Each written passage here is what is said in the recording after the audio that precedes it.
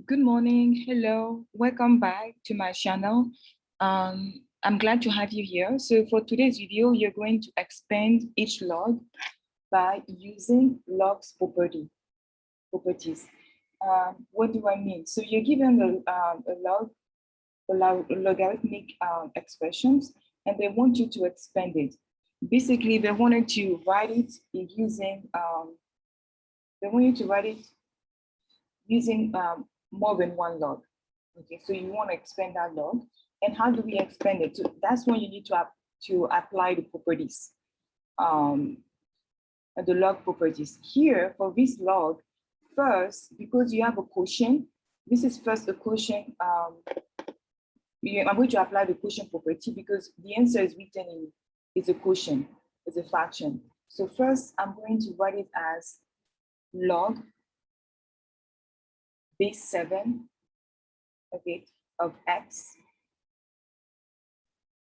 minus, because remember, to expand the log, when you have a quotient, the answer is a quotient, is going to be the subtraction of two logs. So then minus log base 7 of y to the third, y cubed. Okay, are we done here? No. So remember, so the quotient means subtraction. And now what do you notice?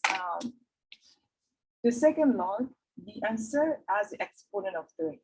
So you're going to use another property again, the second one. And the second property is, is what? Is a power property. So if you can see an exponent within the answer of a log, so you want to take that exponent and bring it in front of the log. They now become a factor. So you end up with log base 7 of x minus 3 log base 7 of y. So that's the final answer.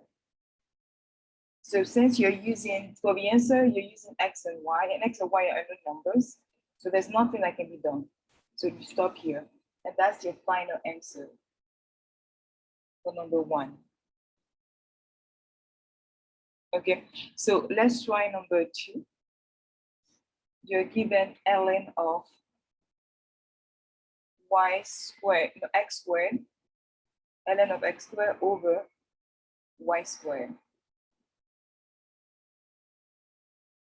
Please pause the video, okay, and expand this natural log. And voila, okay, so this is the final answer. Okay, so remember, quotient means it's going to be a subtraction of two logs. Now with the answer, you see there is an exponent, so you're going to carry the exponent in front of each log. Okay, you could also, there's another way you could have done that, right? Another way you could have write ln of, okay, x over y, everything squared. Okay, the answer is being squared.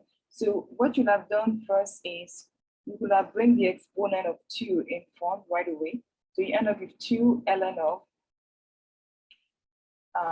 x over y. Now, after that, you're going to use the quotient property, okay, for of logs. So I'm going to write first 2 bracket ln of sorry, it's supposed to be ln. So ln of x minus ln of y. Why? Remember, when you are dividing, when you have a fraction within the log, you can separate it as this difference of two logs. Okay, so then I can distribute the 2 if you want. So now we end up with 2 times ln of x minus 2 times ln of y.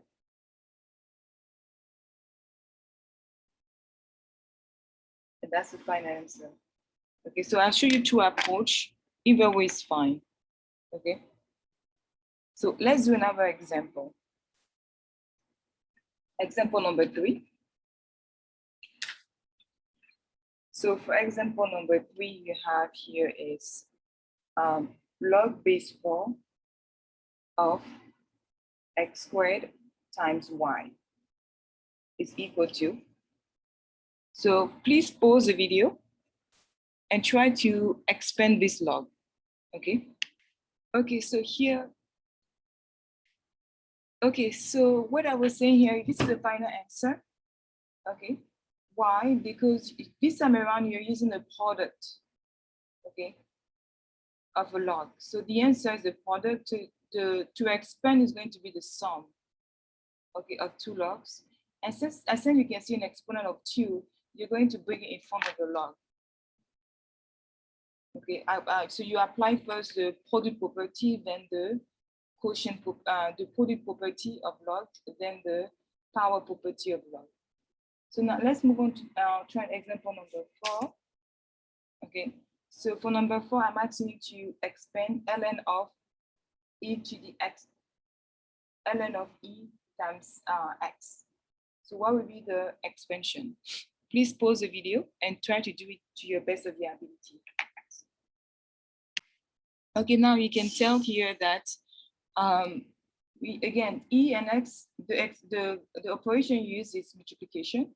So for this, you're going to use a plus. So now, so when the answer is a product, so to expand is going to be the sum of two logs. Okay. Then what is ln of e equal to? Remember, ln means the base is e. It's log base e. Okay, ln refer to log base e. It's another notation. So you don't write log base e, but you use ln, and then you have e of e, log base e of e. What does it mean? So this one means that, okay, what exponent would you give to the base e? What exponent would you give to the base e so that the answer, so that it's equal to the answer, which is e? So for both numbers to be equal, since e is exponent is 1, so on the other side here, the question mark needs to be the number, the exponent 1, the exponent of 1. Okay, so what number would you give to the base e so that the answer is e is 1? And that's the final steps. Okay, so I hope that the video was beneficial. So let's try to do one more. Okay, so let me call it number 5. Then you're going to move to condense. Okay, so 5, you have here log base 4.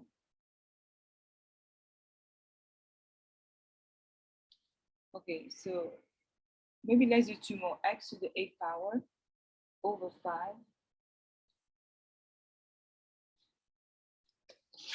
And now let's move on to do the last one, number 6.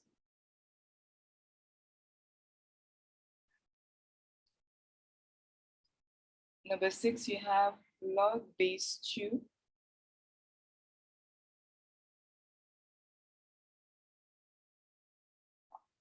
Okay, please pause the video and do it to your best of your ability, okay? Okay, so let's go over the number 5 first. Okay, so for number 5, so you have, remember, you have a quotient. So for quotient, it's going to, if you expand, it's going to be the difference of two logs. Okay, now, after that, we see an exponent of 8, and you're going to bring it in front. And that's the only thing you're going to do. Okay, and that's it. Now we can evaluate this by using the change of base formula to find you can approximate the exponent for log base 4 or 5 by using the change of base formula. But this time, since I'm not, so in my next video, I'm going to show you how to do that, how to apply the change of base formula. Okay, but for now, leave it like this. Now, so let's move on to number 6. Number 6 is, again, you have a product. What do we do to product? We want to add. So to expand, you're going to add 2 logs. And you can see exponent of 2. And the exponent is going to be in front. And that's your final answer. And the exponent of 5 as well. So in the next video, you're going now to condense. Condense means you're going to start with like 2 or 3 logs, and then you have to divide it in as a single log. Okay, so let's do that now. Okay, so again, you're given 2 logs, and then we need to write this as a single log, or another word for it is to condense it. Okay, how would you do that? Remember, you have here subtraction. And to write as a single log for the subtraction, when you have a difference of two logs, you're going to start with the quotient. It's going to be a quotient. But before we do that, there is a 2 here. Okay, so we have a 2, a factor in front of the log. So I can expand, I can condense first 2 times log, the common log of 400 by doing what? Okay, first, I can start writing log. So the exponent is in front of the log. I can bring it within the answer, and now it's going to become an exponent. So it's going to be 400 squared, the common log of 400 squared, okay, minus log, the common log of 16. Now, I explained earlier, you have a difference of 2 logs. So to write as a single log, okay, we are going now to use quotient. So I'm going to start with the common log of 400 squared divided by 16. Okay, so now what is 400 squared? 400 squared simplified to 400 times 400, which is 160,000 over 16. Almost there. Okay, now we can divide those two numbers, and when after dividing, we end up with common log of 10,000. So now, what is this asking us to do? What is this expression asking us to do? So remember, log is the exponent. We give to the base. We don't see the base here. Ooh la la, what does it mean? Okay, it's a common log, so the base here is 10. So what exponent would you give to the base 10 so that the answer is equal to 10,000?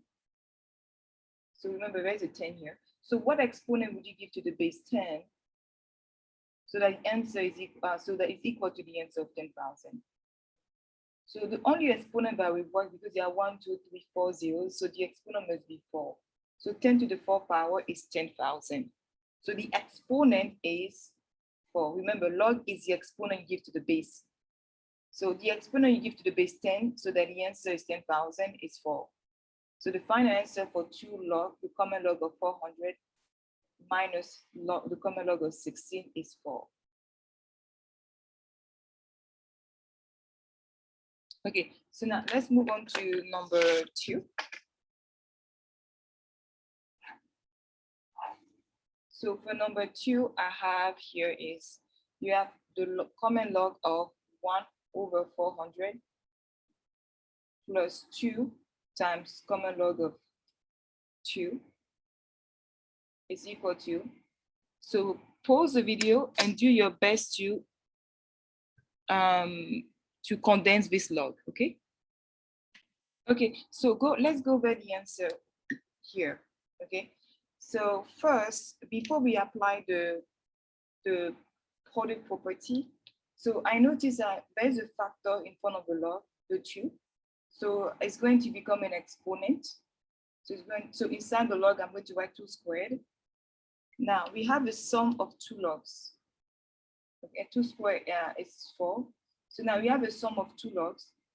So we know that I can, to condense as a single log, the sum of 2 logs is the log of the product. So that's why I use multiplication here. So you take the answer and multiply them together of each log. Then you end up with 4 over 400. And 4 over 400 simplified to 1 over 100.